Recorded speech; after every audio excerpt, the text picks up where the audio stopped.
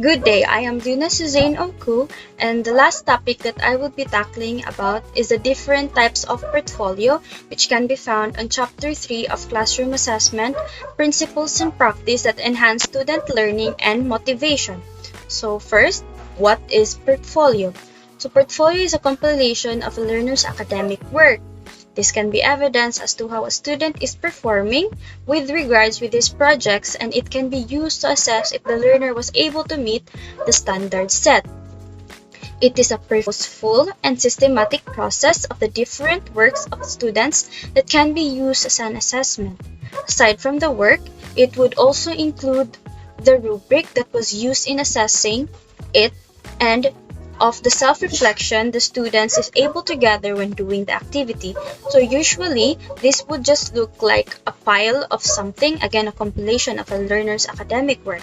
So it would be in a file or in a folder, and then it would include, aside from the actual work or the product that the students have achieved, it would include the self-reflection, as it is important that the students is able um, to self-reflect when they did the portfolio or the what do you call this, the products that is compiled in that portfolios. And that usually I could remember that when I was in a junior high school, we had a portfolio day. And then what happens is that there is a type of, portfolio that was displayed in our portfolio day.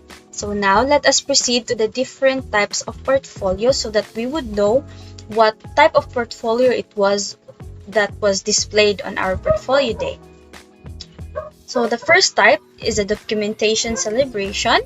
This is the student's best work that they have made. The next type is a documentation competence. It's called documentation competence. This is the different levels that the student is able to achieve in accordance to the learning targets. Thirdly, the documentation project. This is how the project was made, so a documentation of it. So you are to record, or the student is to record the process of how they made the product or on how they achieved their performance. Lastly is the growth. This is a compilation of a student's work in a part where there is a visible improvement that can be done or that the students have done over the time.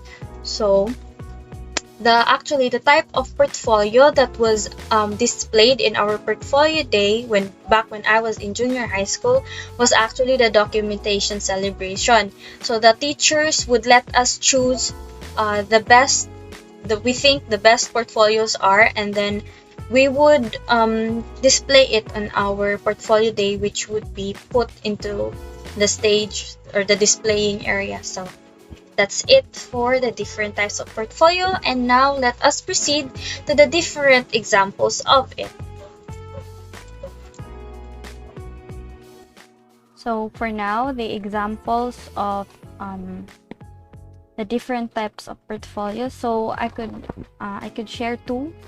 So the first one is a documentation celebration. Again, aside from that one I told you about our portfolio day, the other one is that we were also told to compile our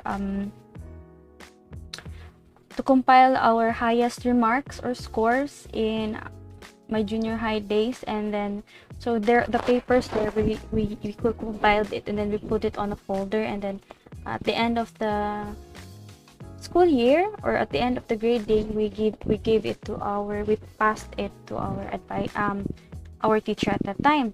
So the next example that I can give is for the growth type of portfolio. So in this growth type of portfolio, our research drafts could actually be an example of this, as this shows improvement of us learners over time. So yes, research drafts. So from the first draft to the final draft, if you would compare it, you would really see the difference or the improvement that has been achieved over time. And that's it for my examples and for the different types of portfolio.